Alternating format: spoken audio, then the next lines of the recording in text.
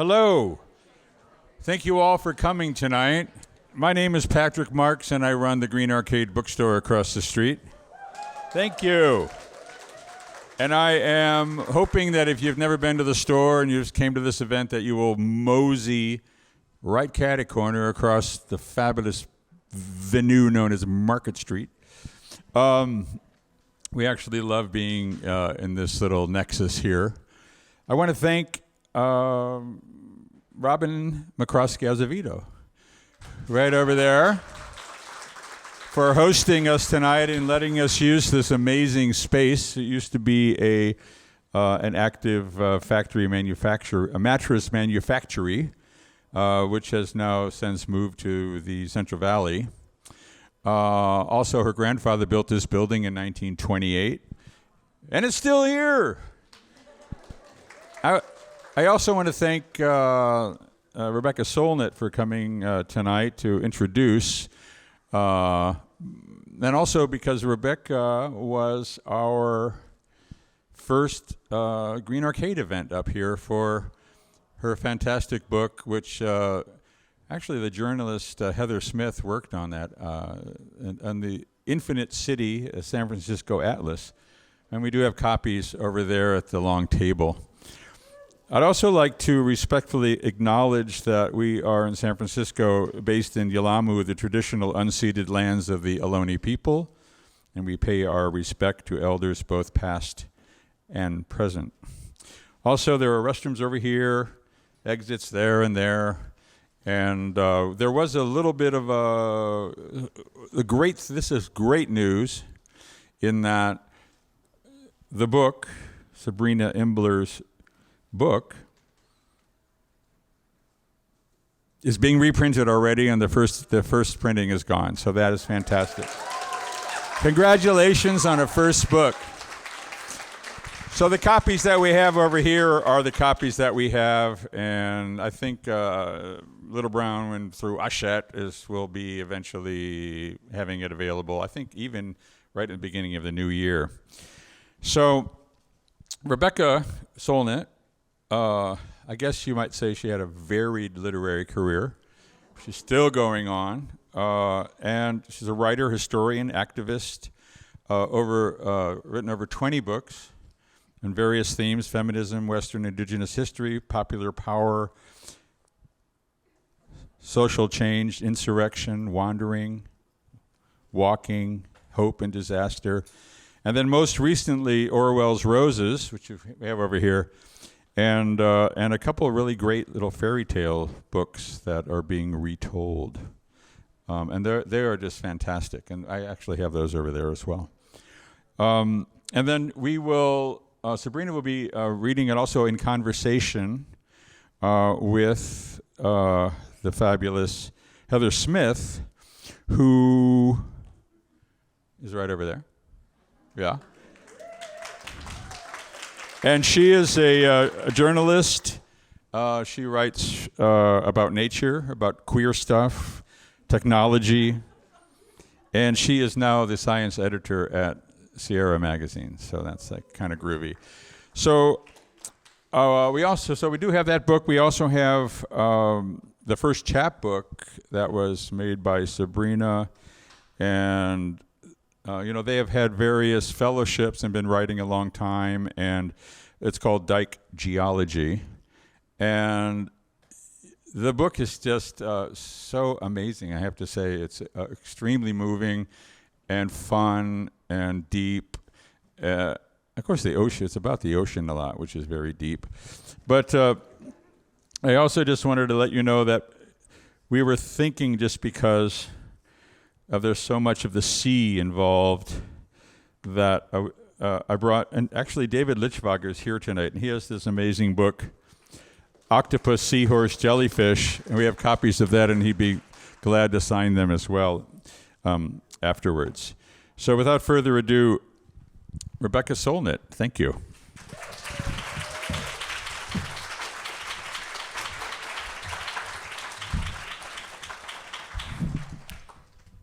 Thank you, Robin. Thank you, Patrick. Thank you. Huge crowd we didn't really anticipate. This is fucking exciting. And So I think Patrick sort of introduced our, Heather and Sabrina, but I will say a few words because that seems to be my job. Sabrina wanted me to whittle their biography down to like staff writer at Defector, and but we'll get back to that. And so Heather was actually my student at the Graduate School of Journalism at UC Berkeley 15 years ago, and I have taught in many places and taught many, many people, and Heather wrote the most beautiful sentences of any student I ever had and continues to do that, and manages to make things hilariously funny, kind of profound and poetically beautiful at the same time, which if you can figure out how to do that, you should do too, but you probably can't. Sorry. And Heather stopped being a student and became a great friend, a contributor to our atlases, an editor at Sierra Magazine, which is how I know Sabrina's work, because Heather was publishing Sabrina. And I had this very funny thing about 6 weeks ago where I was supposed to do an event in New York City, and my somewhat slacker publishers were like, "Find your own interlocutor." And I was like, I don't know anybody in New York. And I was like, my best friend was out of town. Like, I couldn't think of this person. That person was busy. And then it was like, who's that amazing writer Heather's been publishing? I guess it's been a while since you published Sabrina. But so Sabrina obliged me, did an absolutely brilliant job of talking with Orwell's Roses with me. And I just thought we should sort of return the favor and do something here. And Sabrina's from the Bay Area. Not everyone here went to school with them. And but I read this far in the book, and find it completely amazing and also exemplary of something that's been happening for a little while, which is getting over the heteronormative wholesomeness of nature writing. And the ocean is a particularly magnificent place for all the literal fluidity of gender and sexuality and reproduction. And I just find it incredibly exciting that we no longer have people looking at these animals mate for life, we should all be heterosexual and married. Now that we know about cheating geese and homosexual penguins and, all these complex, subtle things that happen. And so I think this book is wonderful in itself, and also kind of an augury of all this wonderful change happening and how we think about the natural world in more complex, subtle, wide open ways. And there's just one paragraph on page 174 I want to read a little bit of that exemplifies it. Then I'll get out of the way and the show will begin. And Heather, do you want me to say the thing about cards, or do you? I can say the thing. Good. Okay. So she's talking about these creatures, and she says, but in water they exist in pulsating chains. Sorry, my pronoun apology. So they say, but in water they exist in pulsating chains that can curve like a snake or coil like a snail's shell. These chains are made up of hundreds of skeletal salps joined hip to jiggly hip. Each clone is a distinct barrel-shaped individual, yet altogether the colony of clones makes up a single salp, attached and moving as one. Many chains can go as long as 20 feet, drifting through the ocean like giant quartzite bracelets. This is to say that individual identity is confusing for a salp, creatures for whom the notion of selfhood exists in the plural. For a salp, home is the rest of its salp. Maybe we're all a salp in this room. Heather, Sabrina, have fun. And thank you, everyone.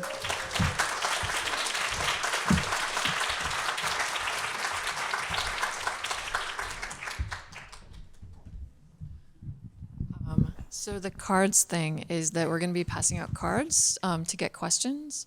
And so a card will be coming your way, and there will be a time when the card should move to the edge of the aisle and someone will come and collect them. I think right around the time I say one last question. But hello. Hello. Thank you so much for coming out here. Thank you so much for having me, and thank you everyone so much for being here. It really is so special to see so many people from so many walks of life in one mattress company. So I was hoping that we could start off with you reading a little bit from this book.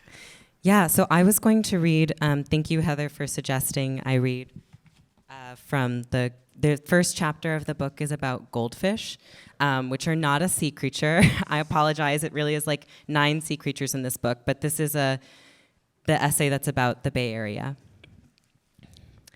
The summer before I left for college, I volunteered on a research boat in San Francisco Bay. My job was to measure and identify every creature we caught. My first days on the boat, I was useless, squinting into the sea spray, my arms scorched red despite the blanket of fog that rolled over the bay. Everything on deck was slippery, and I kept dropping my clipboard. One by one, I scooped the fish up out of the tank and laid them flat against a clear ruler glued to a table by the tank. I smoothed out their thrashing, mucus-slicked bodies, talking to them as if I could coax them to lie still, which I never could. In my hands, the fish moved in a way I'd never seen bodies move before. Seconds of impeccable stillness, the only moving thing an eye, flickering wildly, and then the entire body would arch as the fish flung itself up into the air. Fish leaping, pirouetting, somersaulting into sky, and me scrambling after their landed bodies, cupping them in my hands until I could tip over the railing and plunge them back into the water. Some days we only caught anchovies and sardines, and my head spun distinguishing between 500, 600, 700 nearly identical creatures. But occasionally the nets would deliver us something wonderful. A speckled tonguefish, its 2 swiveling eyes looking directly at me as I measured it.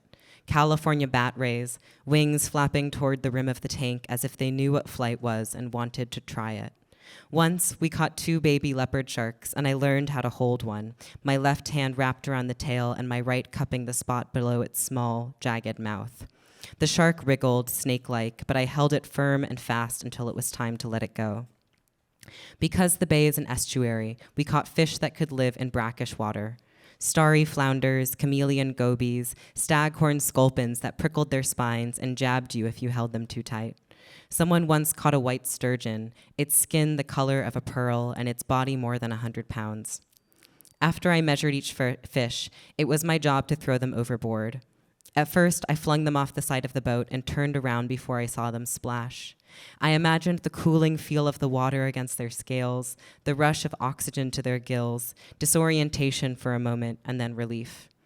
It took me several days to realize that half the fish I threw overboard never made it back into the water, instead scooped up by a roving gang of gulls and ospreys that lurked around our boat. The ospreys watched me as I worked, talons gnarled around the white painted railings, and when I extended my arm overboard, fish in hand, they dove. When the birds crept too near my fish-laden tanks, I waved my slimy clipboard at them. Sometimes I shouted, spit flying, as I raced against the ospreys to pick up a fish that had flung itself out of the water and lay, gasping, on the deck. When I dumped the fish overboard, I leaned over the rails, as close to the surface I could get without falling, to watch their scales flash and disappear. On our way back to shore, I plunked my hundreds of anchovy measurements into a computer inside the plastic walls of the boat, and then I sat out on the deck and let the dried salt flake off my skin. I was always covered in scales after trolls. I would hold my arms up to the light and admire my iridescent, sweat-dewed fish skin. Deep in the bay, when the sky was clear, I felt like I could peer to the very curve of Earth, imagine it dipping, like I could see into all of my possible futures. What does it mean to survive in the wild? You can't do it without going wild yourself. We are all capable of reverting to a wilder state. The wild may sentence a cat or a dog to a starved life or early death, but for a goldfish, the wild promises abundance. Release a goldfish and it will never look back. Nothing fully lives in a bowl, it only learns to survive it. I will always be a little bit in love with feral goldfish. I know this is the wrong lesson to take from it all. I know they wreak an irreversible kind of havoc. They uproot bottom dwellers, trample ecosystems, sow tasseled parasites into the flesh of other fish. I know that once they take over a pond, they are impossible to extricate. I don't want a supremacy of goldfish, a world where fish the size of cantaloupes stampede through fragile ecosystems like wrecking balls. But when I think about ponds infested with gallon-big goldfish, I feel a kind of triumph. I see something that no one expected to live, not just alive, but impossibly flourishing and no longer alone. I see a creature whose present existence must have come as a surprise even to itself. Imagine having the power to become resilient to all that is hostile to us. Confinement, solitude, our own toxic waste. Salt, waves, 100-pound sturgeon that could swallow us whole. Imagine the freedom of encountering space for the first time and taking it up. Imagine showing up to your high school reunion, seeing everyone who once made you feel small, only now you're 100 times bigger than you once were. A dumped goldfish has no model for what a different or better life might look like, but it finds it anyway. I want to know what it feels like to be unthinkable too, to invent a future that no one expected of you. Because the Petco in Foster City is built on a landfill, it is sinking. The landfill is sinking faster than almost anywhere in California, creeping closer to the core of Earth. Each year, the city sinks by as much as 10 millimeters, and the sea rises by as much as 3 millimeters. This is a losing battle. For a long time, stony levees protected Foster City from the sea. Now, water splashes over the levees onto trails and doorsteps. Soon the waves will overtake the levees and flood the farms, the city, the factories, the military bases, the tourist towns, the freeways, and the Petco. The water may doom the cats, caged birds, leopard geckos, bunnies, hamsters, and guinea pigs. But I like to imagine the fish slipping out of their tanks, heading towards some unknowable horizon. Thank you.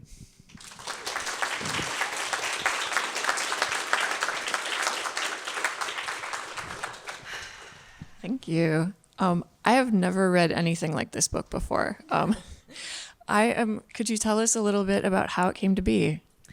Yeah, so I guess when the seeds of this book came to my mind, I was working for a product review company called Wirecutter, and I was reviewing toasters and air conditioner brackets. And I was having a really good time. It was like a really good first job. I made a fine wage. I had nice coworkers, but I think I felt sad that I wasn't doing science journalism, which was what I wanted to be doing this whole time. And I didn't really have any experience. I didn't really know how to get a job writing about animals, which is what I wanted to do. And so I thought maybe I could just sort of do it on my own time and do personal work that was about animals. And I saw this call for columns at this website called Catapult. And my friend Angela Chen, who's a wonderful science journalist, had this column called Data, where she sort of wrote about experiences from her own life and also musings on data and the ways that we use numbers in our lives. And I was like, I could do data, but instead of data, it's octopuses.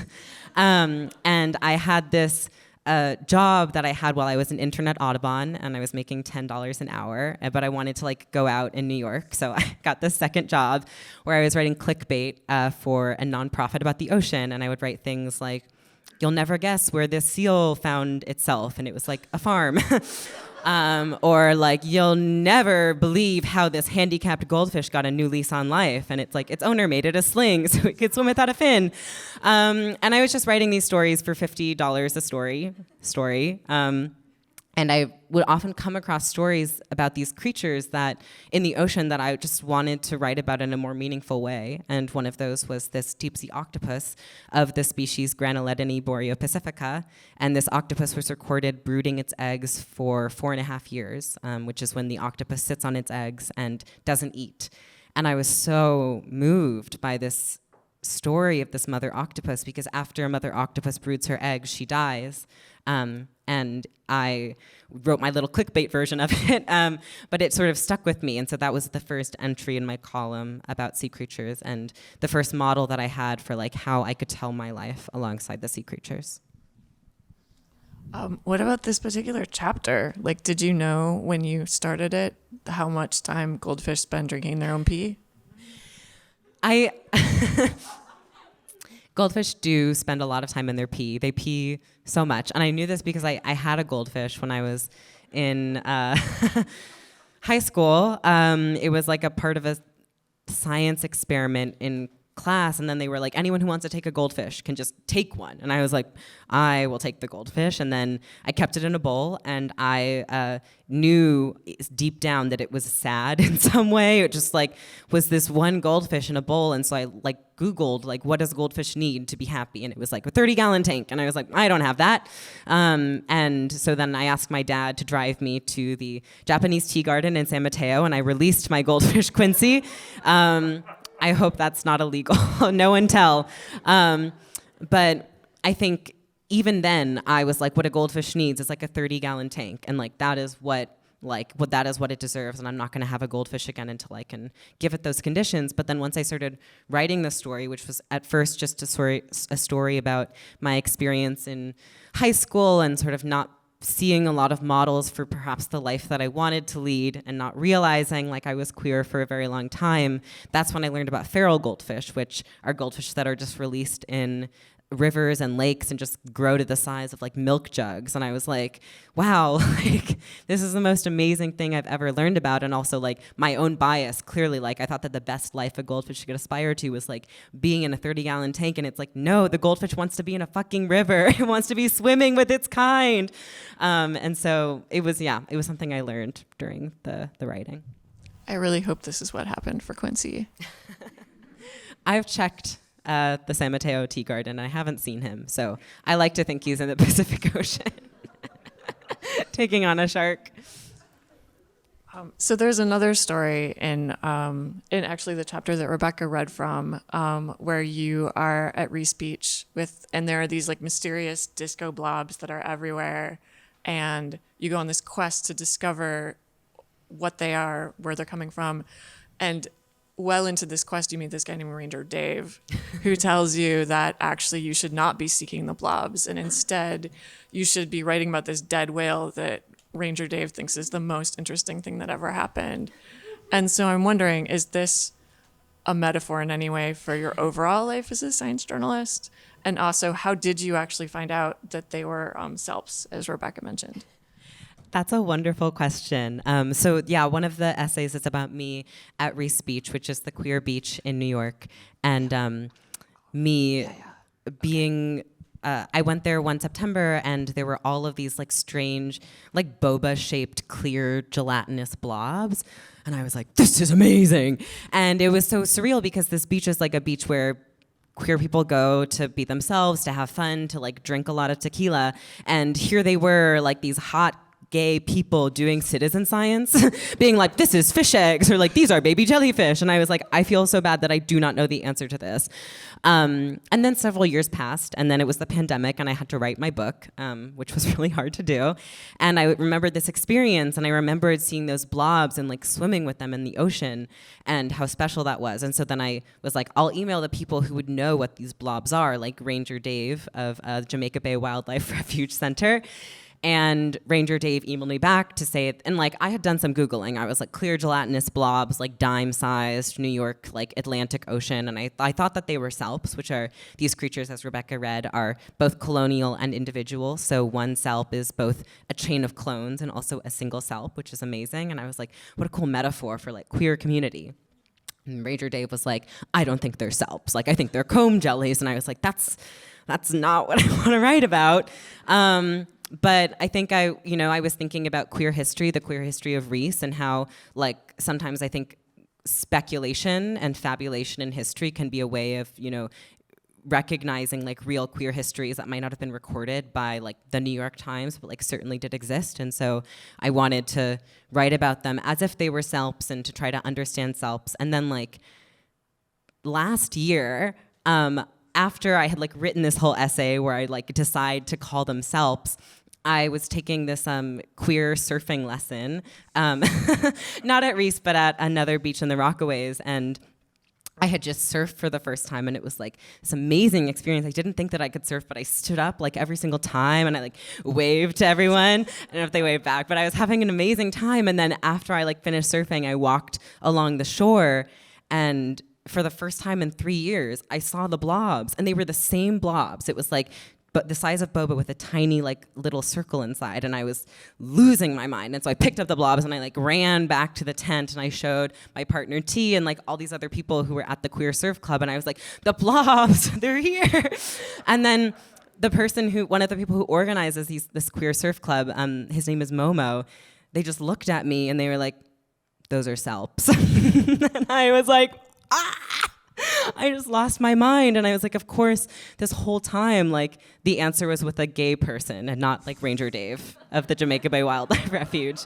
But I guess to fully answer your question, I do think it is emblematic of a lot of my experiences in science journalism, where I feel like I develop intense connections with things that have no face, and maybe don't receive the kind of conservation funding that like a panda does, or maybe don't hold like the secret to curing cancer, and so therefore no one really spends a lot of time studying them. Like, they don't make like big feature stories, but I love those creatures and I care about them. So I think it's been a project over the course of my career to sort of get people to let me write about the faceless and the gelatinous.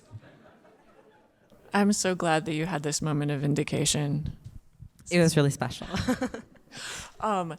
Okay, so for me, this book is officially queer canon. Like, this is the book that I wish I could go back in time and give to my really confused young self. And so I was wondering, what was queer canon for you, whether or not you recognized it as such when you were younger? Oh my God. That's an amazing question, and I have to say the answer is Free Willy. Which is a movie that I saw as a child, and I think I was inspired by the message of like freeing Willy, Willy the whale. But I saw it in college with my girlfriend at the time, and I think I was able to understand that I had an immense crush on Lori Harvey. Is that the actress's name? I've never seen Free Willy. Lori Petty. Also great on Orange is the New Black. But she just wears like a wetsuit for a lot of the movie and is like touching whales. And it's very gay. I really have to see this movie now. I've like never had the urge before. I also realized Lori Harvey is the daughter of Steve Harvey, which I said because I listened to Who Weekly like too much. No, Lori Petty's definitely like excellent work in Tank Girl as well in terms of queer iconography. Is that a movie where she's in a tank of water? Ooh. Oh, that no, would it's be like a even better. tank. No. I was that like would a be- fish tank. No. It's the 30-gallon fish tank with Lori Petty and goldfish. I'm editing a water tank into my memories of that movie right now. Yeah. Okay, so one thing that I really love about your science journalism in general is that you get these completely weird quotes from scientists. Like, I was just reading back through the archives, and there was one guy who described the Devonian as like the literal flop era. And I'm wondering, like, is this like a rare and special thing? Like, how often does this happen with scientists? Yeah, that's a fun question. The guy who described the Devonian as the flop era, their name is Ben O'Toole, and he is a graduate student at the University of Chicago studying early tetrapods, so like the first fish that sort of left the water or came close to it, which meant that it was literally a time of like flopping. Like, they didn't really have real legs, so they just kind of like flopped around the shore, vibing. But I like, and that quote, it was all Ben. It was all Ben's doing. But I think I get fun quotes because I talk to graduate students who are fun and young and hip and like love the opportunity to talk to a journalist, whereas I feel like more like PIs or like very senior researchers, like they have to speak to so many people and they're like done with it. And I feel like for a graduate student, they're still like in the phase where they love their job sometimes. And so, yeah, I feel like it's, I try to just have a conversation with people and sort of often like ask them like how something makes them feel. And I feel like that's a good way to get the fun quotes out. So the first thing that we ever worked on was this. I asked you to write a review of A Life on Earth, which was David Attenborough doing a documentary about David Attenborough. And Sabrina did this amazing job that both like was totally loving and just devastating, and compared David Attenborough to a cake that was falling apart.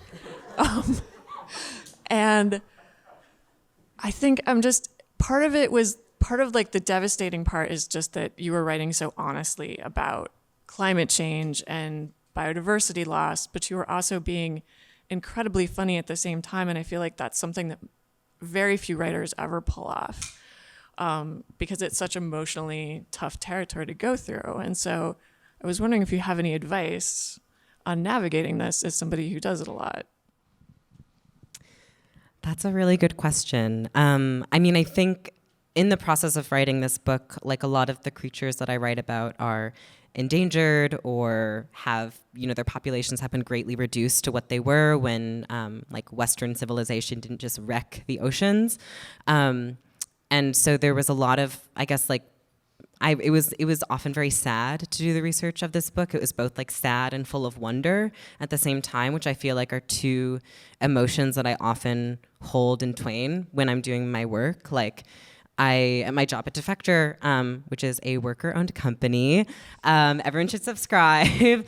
I do a lot of stories on like weird little guys who are just kind of doing their thing, like frogs that can't land their jumps, or like weird little bugs, or like ancient wombats that are now extinct but were really, really big when they were alive, which we love to see. And a lot of these stories, like, especially, I don't know, I've been writing a lot about frogs recently, and frogs are in deep trouble, like everywhere, because they're, I know it's very sad, but they're amphibians, and they like are so sensitive to toxins in the water, to toxins in the air, like they breathe through their skin. And lots of little tiny frogs, like the frog that can't jump well, they've evolved in isolation on these various mountaintops in like Brazil's Atlantic forest, and it is, a region that's being deforested a lot. And so it's kind of like whatever scientific research about these frogs come out, it's accompanied by like, well, these frogs could all be extinct in like the next couple of decades. And it's a hard pivot to be like, nah, this frog jumps funny, to like, well, like enjoy it while it lasts.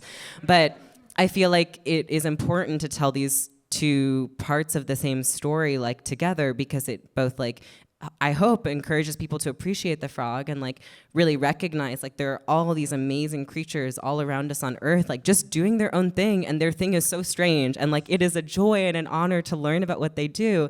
And at the same time, like the decisions that a lot of our governments are making are like endangering their future and endangering their survival. So I think it is never, I don't know, I think I always try to bring both of those to the same story, and to sort of see wonder as a route into empathy and a route into care.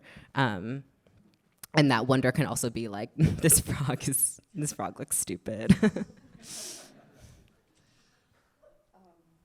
I guess, what would you like to do next? Like, what's your dream project? I'm writing a fan fiction. Is it about ammonite? No, Heather edited a really wonderful story, or it was so fun to work on. It was like a review of the Ammonite. I don't know if anyone saw Ammonite. It was this like historical lesbian movie about a blonde woman and a brunette woman being very cold in England, and they were so sad, and there were only candles, so everything is really dark. And I like watched the screener on my laptop, and I was like, turn the brightness up. I couldn't see anything. And Kate Winslet just like eats like meat pasties. Like she's cold on the beach, and she like hammers a rock, and then she like takes a bite of her pasty and she like puts it back in her pocket. And I'm like, your tools are in that pocket. Like, what is the pasty touching? Anyway, I'm writing a fan fiction that is inspired by this real life person named Ann Lister, who's like the subject of this HBO series Gentleman Jack, which I don't like and lots of people do like, and that is fair. But it is like, she was a real lesbian in like the 1800s, and she sort of wrote about her exploits like in these diaries, and they were all full of code, and one person cracked them, and they were like, she was a lesbian, and everyone's like, let's make a mini-series. But she was like a landlord, and she was like trying to get, like, she was like really into like oil exploitation from her land, and I'm like, I don't know if I stan her. But when I was reading about her, because I just love to read about like historical queer people, I learned that she has, when she was younger, she lived in a boarding house in England somewhere, and she lived in the attic with like another pupil who was a half white, half Indian girl named Eliza, and they were girlfriends. And then when they broke up, Ann Lister had Eliza like institutionalized, because that was just like something that people did back then, like mostly men, but also like lesbian landlords did that to get rid of their exes. And I was like, Eliza deserves a revenge story. So that's my fan fiction. I don't know if it'll see the light of day, but I'm excited to sort of try something in a different genre. I'm so excited for this. Like, I too do not like Gentleman Jack. I was like, she's an oil baron? She's an oil baron. She's always collecting rent from peasants? Yeah, no, revenge, definitely. Okay, so I have one more question. So if you wrote down a question, now is your time to sort of ferry it to the edge, and Audrey with the magnificent hair will be collecting them. Thank you, Audrey. What magnificent hair. Okay, so basically, now is the time.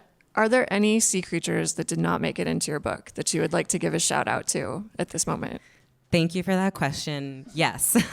There was one. So when you pitch like a nonfiction book, you often sell it on proposal, which means that you don't have to have actually like written the book before they buy it, which is very dangerous if you are good at like pitching things but not good at writing them. And one of the essays that I pitched was called Meet the Guy Fieri of Sea Slugs. And it was supposed to be an essay about Guy Fieri and a sea slug that I thought looked like him.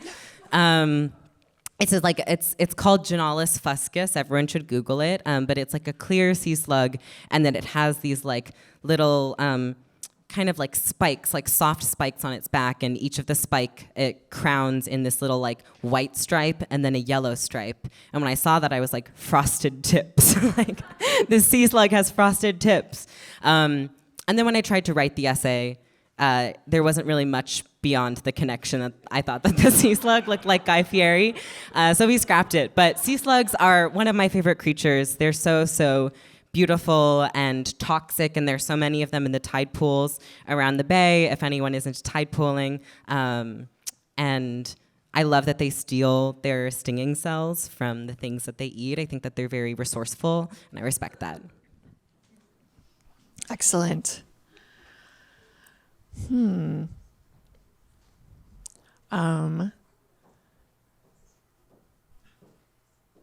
Sorry, I'm just having a moment. Yeah. I guess, do you have any advice for young queer science writers who are thirsty to forge their own path? Not that would be a thirst thing necessarily. No, I mean, I feel like we should pivot the word thirsty back into like a more expansive definition. Yeah, I mean, I guess as someone who has been at a lot of different sort of traditional science publications, like, and felt very lonely at a lot of them, it felt almost like coming home to like write for Heather at Sierra. Like it was such a wonderful, generative, and like safe relationship, and I felt like I could really lean into like my perversions about David Attenborough or historical like lesbian nature movies. But I think the experience that I've had like working with other queer people in science journalism or in media in general is like I never want to work for somewhere where I don't feel like I can just be myself and like I can bring my politics like to that workplace, and where I can like take certain stances that might be frowned upon at a more traditional newsroom. And I think as much as you can, like I would remember like what you care about and not try to compromise those values depending on what is asked of you at like a mainstream outlet or whatever outlet you work at. And to remember that, yeah, I don't know, you should never feel like you have to be less of a human to do your job.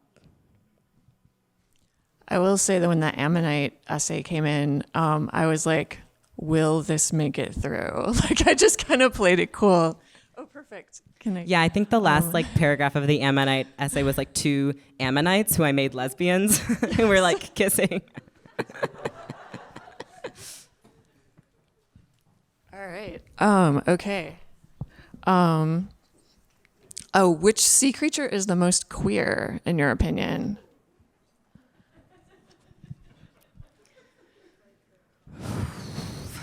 I don't know. I mean, I think it's hard to speak in superlatives because the ocean is such like a queer space with so many different ways of like having sex and being of a sex and then changing to another sex. Like clownfish live in these small communities where everyone is a male except for one big female, and then when that female like dies or leaves the little community, the next biggest male will become a female, which is like a very special way, I think, of thinking about gender, of like sort of filling gaps. But I think the queerest sea animal is probably, in my eyes, the cuttlefish, which is just like a really cool little creature that can change its appearance in so many ways and also change the texture of its skin.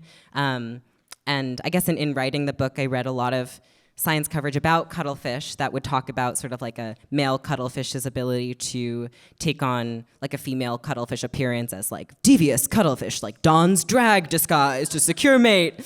And a lot of sort of annoying like human frames on these really cool and weird creatures. And I like the idea that like none of this, like a cuttlefish is never in disguise, right? It's just like showing a different way that it has to appear. And so I liked that about the cuttlefish. And so I now deem it the queerest animal in the ocean. Oceans are queer. What else in nature are we heteronormatizing that we should take a second look at? Wow.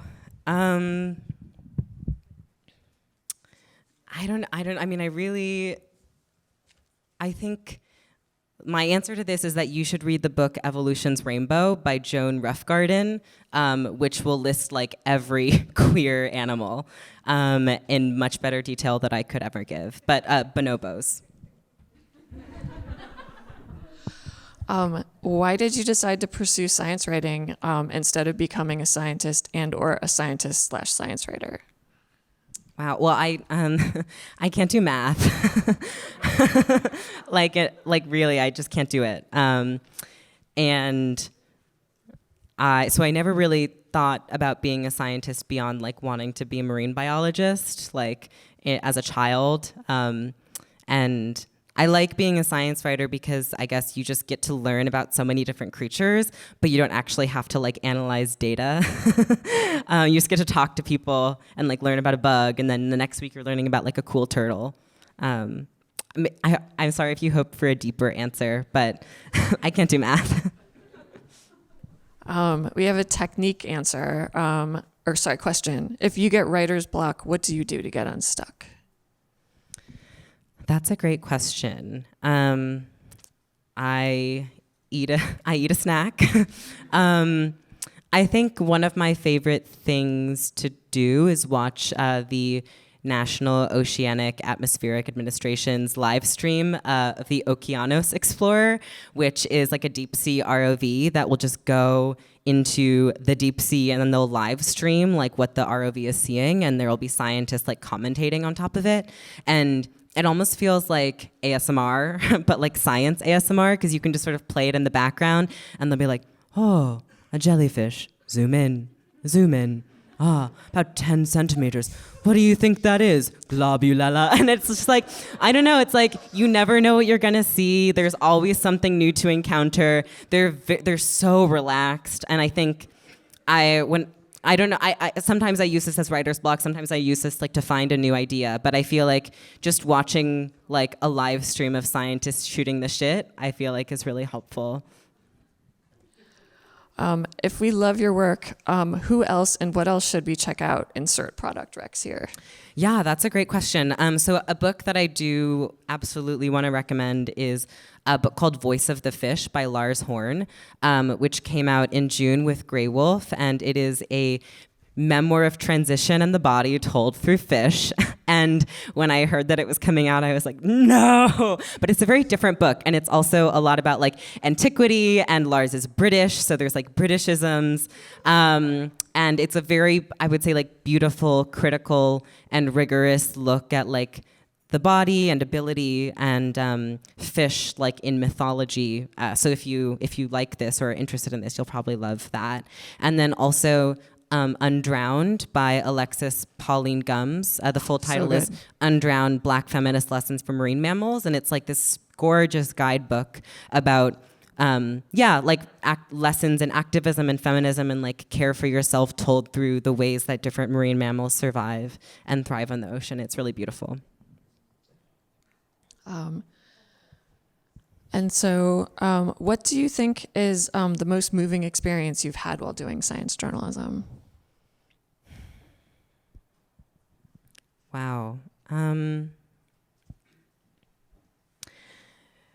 That's a very big question. I guess when it was the pandemic, I was writing this story about leaf insects, which are insects that look like leaves.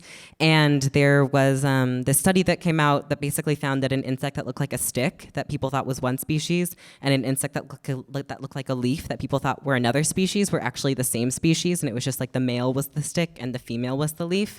And I was like, that's so fun. And so then I interviewed these scientists, and it was this young guy named Royce Cumming who was like just entering the leaf bug business. And then this much older man, Stéphane Le Tyrant, who is French-Canadian, who was like, showed me, he was like, I have 10,000 beetles in my home. And I was like, okay, you've been in this business for quite some time. But it was really beautiful. I think it was this moment where it was like everyone felt really lonely and like sort of unsure of what was going to happen. And it was really special to hear about sort of these two people who have found both like immense intellectual passion in studying like leaf insects and also like a deep friendship that I found so touching and like contagious. And I think it's always fun when like the science is really cool, but then also everyone is just having a great time. I think it comes across in how they talk about it.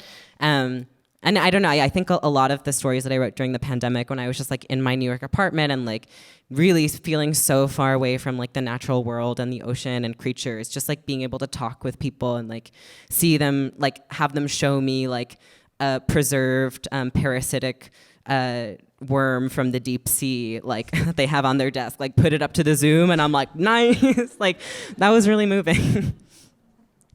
All right, well, I think we're pretty much, maybe just one more question.